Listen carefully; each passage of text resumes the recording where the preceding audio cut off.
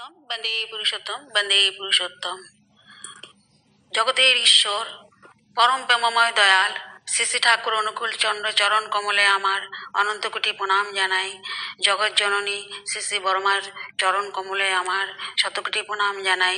পরম পূজ্যপাদ শ্রী শ্রী বরদার চরণ কমলে আমার শতকোটি প্রণাম জানাই। আচার্যদেব শ্রী শ্রী দাদার চরণ কমলে আমার শতকোটি প্রণাম জানাই। ঠাকুর বাড়ির সকলের চরণেই আমার শতকোটি প্রণাম জানাই। আমি বিভিন্ন আলোচনা এবং সেখানে পণ্ডিতবর্গ এবং বিশিষ্ট ব্যক্তিবর্গের ইষ্ট সান্নিধ্যে থাকা সকল জ্ঞানী গুণীদের আলোচনা শুনে নিজে খুবই উপকৃত হয়েছি, তাই বলার চেষ্টা করি। তো এখানে যারা শুনছেন বা শুনবেন, চেনা অচেনা, দীক্ষিত অদীক্ষিত সকল শ্রদ্ধেয় দাদা মায়েদের, আমার গুরুজনদের, বন্ধু বান্ধবদের, গুরু ভাতা ভগিনীদের এবং ইষ্ট সান্নিধ্যে দেওঘরে থাকা সকল ইষ্ট পরিবার এবং কর্মীবৃন্দ সকলকে যথাযোগ্য স্থানে আমার প্রণাম, নমস্কার, শ্রদ্ধা, ভালোবাসা, জয়গুরু জানাই। তো আমি তেমন জ্ঞান আমার নেই, আমি ওনাদের থেকে বা বিভিন্ন আলোচনা পত্রিকার থেকে বা ঠাকুরের সেই নানান বইগুলো পড়ে বুঝতে পারি না, কিন্তু ওনাদের আলোচনার থেকে আমার সেই অন্ধকার একটু একটু খুলছে, সেটাই আপনাদের আমি এখানে বলার চেষ্টা করি।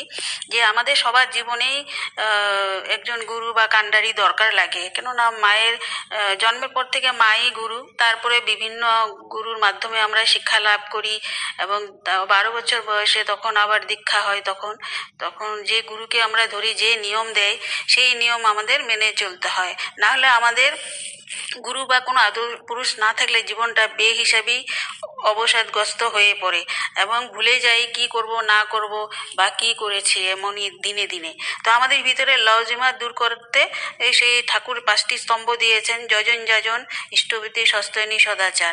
তো এইগুলোকে সব করে চলতে হবে, কেননা ঠাকুর বলেছেন যে অন্ন বস্ত্র ঘর টাকা এইসব দান করা যায়, কিন্তু শ্রেষ্ঠ দান হলো ধর্মদান। তা আমরা এগুলো মেনেও চলবো, অন্যকেও সেইগুলো কথা বলে বলে চলবো। তো প্রভৃতি চলা সেই মানুষকে ইষ্টে নিয়ে চলতে হবে।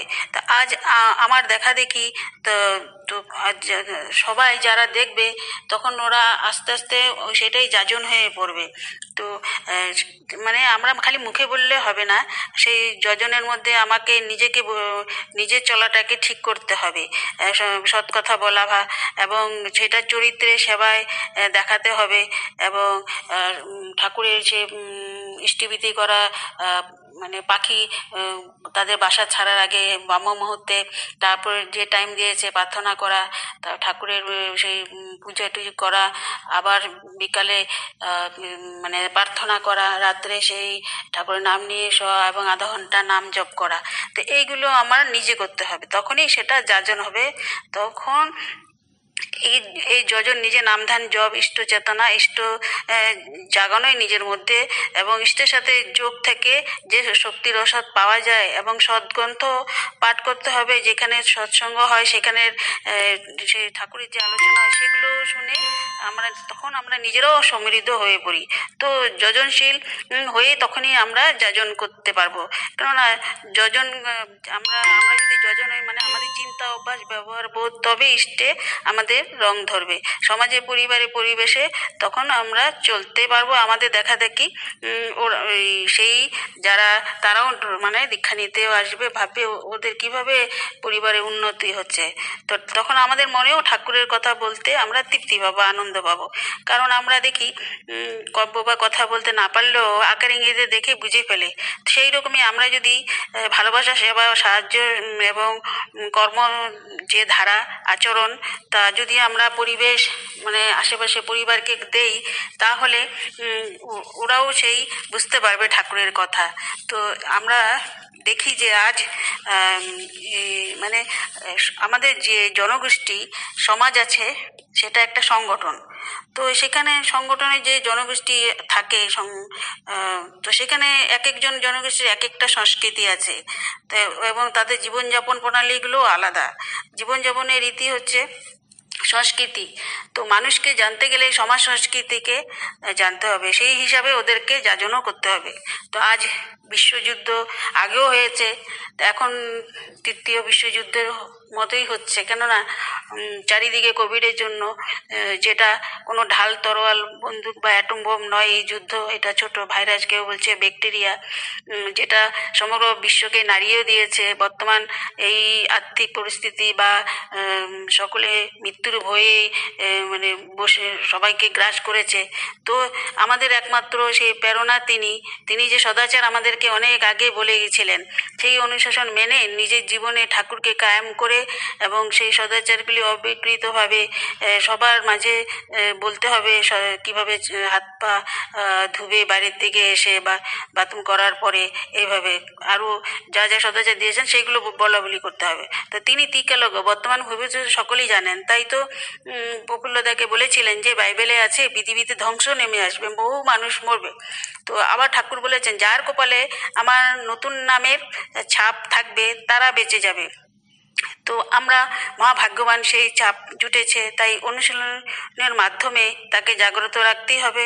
জন্ম জন্মান্তরের সাধনার জন্যই আমরা আজ এই নাম, ঠাকুরের নাম পেয়েছি। সকলকে বাঁচার জন্য এই সৎনামের ঢেউ চালায় যেতে হবে। এবং তাই দেখছি যে আজ আচার্য পরম্পরায় দুর্বার গতিতেও চলছে। আমরা নামের বর্ম পড়েছি, আমাদের ভয় নাই, কিন্তু আমাদের মানে সদাচারগুলো মানতেই হবে।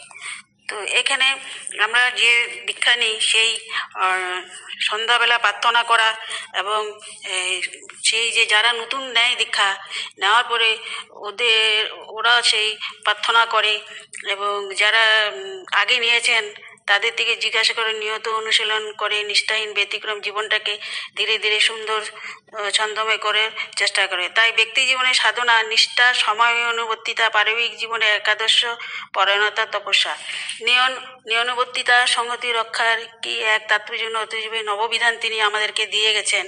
নানা প্রসঙ্গে তৃতীয়খণ্ডে পরম দয়াল বলেন আর্যদের জীবনের তপস্যা একটা প্রধান অঙ্গ ছিল এবং করলেও এখনও আছে। তাই প্রত্যেকে সাংসারিক গোলমালকে এড়িয়ে যতক্ষণ তপস্যায় নিয়ত থাকতে পারা যায় থাকতে বলেছেন। কেননা এই জীবনে তিনি গৃহী মানে সংসার করতে বলেছেন। তার মধ্যে তিনি বলেছেন যে নির্দিষ্ট সময় প্রার্থনা করার পূর্বে থেকে প্রস্তুতি হতে লাগে। তাতে আমাদের শরীর মনকে অনেকখানি নিয়োজিত করতে হয়। বিধিমাফিক আহার বিহারের সুষ্ঠু সংগতি বজায় রেখে চলার প্রয়োজন আমাদের দৈনন্দিন জীবনের কর্ম সংকল্প সাধনাকে অনেকটি প্রভাবিত করে। তো একটি অভ্যাস আয়ত্ত করতে গিয়ে বাঞ্ছনীয় কর্মগুলির সংগতি সূত্রে যেন একটি শৃঙ্খলায় বাধা পড়তে শুরু করে। তবে এই শুধু বুদ্ধি চাতুর্য সংক্ষেপ নয়। তো আমরা দেখি সিসিপিতে বিছনায় বসে প্রার্থনার সময় নির্দিষ্ট পূর্বে বসতেন এবং তিনি প্রবল জ্বরে ও তার দেহ সারাদিনে নামমাত্র তবুও বসবেনই প্রার্থনায়। পিঠে ঠেস দিয়ে বালি যথাসময় প্রার্থনা শুরু হলো। অর্ধপথে একপাশে ঝুঁকে পড়ল তার চেতন হারা বড়তনু। ডক্টর সেবকবৃন্দ একঘরে ভক্তের চোখের জলে প্রার্থনার সমাপ্তির পরে তার শুশ্রূষার ব্যবস্থায় এমনকি শুধু একবার নয় সকলে জানতো কারো নিষেধে তিনি শুনবেন না, কেননা সে কারো অনুরোধও তিনি আপোষহীন, তিনি সেই প্রার্থনাতে আসবেনই। তো ভয়ঙ্কর শীত কি প্রবল বর্ষা, রাত্রি জাগরণ কিংবা গ্রীষ্মের মৃদু দক্ষিণা বাতাস, এসব অপেক্ষা করে নিত্য প্রভাতে প্রার্থনায় পরম পূজ্যপদ শ্রী দাদার উপস্থিতিও আমরা দেখি। তো এখানে এক কাহিনী আছে, যে কথা আছে যে বিবাহযোগ্য কন্যা যখন থাকে তখন মাথার চিন্তা বিরাম থাকে না। আত্মীয় স্বজন শুভানুধ্যায়ী মানুষজন গুরু ভাই আপন পর সকলেই ব্যতিব্যস্ত করে তুলে। তো এখানে যে বলছেন দাদা যে এক সুপাত্রের জন্য তিনি চেষ্টা করছিলেন। তো সকলের অনুগ্রহে সেই শালঙ্কারা কন্যা সুপাত্রে বিয়ে হয়। সৎ উপার্জন সুযোগ্য পাত্র, কোথাও অমিল হওয়ার কথা নাই। কিন্তু একই কিছুদিন পরে কেউ যে আবার কারোকে চায় না, খাওয়া পড়ার অভাব, কাজে কর্মে অপটু, সেবা শুশ্রূষা অনীহা, না এর কোনোটাই তো নয়। তবে কিসের এত অসন্তুষ্ট? জানা গেল মেয়ে প্রার্থনাই করে না, বেলায় ঘুম থেকে উঠে ইষ্টিবৃতি করাও তাই। শুধু এইটুকুই এই একখানি বিপদ যে আনতে পারে, বাস্তবে তাই। দোষ কি মেয়ের পরিচালনায় দোষ, আমার বৃত্তির সাথে আপোষ করার দোষ। মেয়েটাকে আমার করে রেখেছি, ঠাকুরের করে তুলিনি, লুকিয়ে থাকা কপটতা বহির প্রকাশ ঘটেছে। তো সে যদি অভ্যাস করা যেত তাহলে তার অভ্যাসও ভালো হতো, আর মেয়েটিও ভালো করে শ্বশুরবাড়ি ঘর সংসার করতে পারত। তো জয়গুরু, আপনাদের সুস্থ স্বাস্থ্যোজ্জ্বল এবং স্বস্তিপূর্ণ জীবন পরম পিতার রাতুল চরণে একান্ত কামনা করি।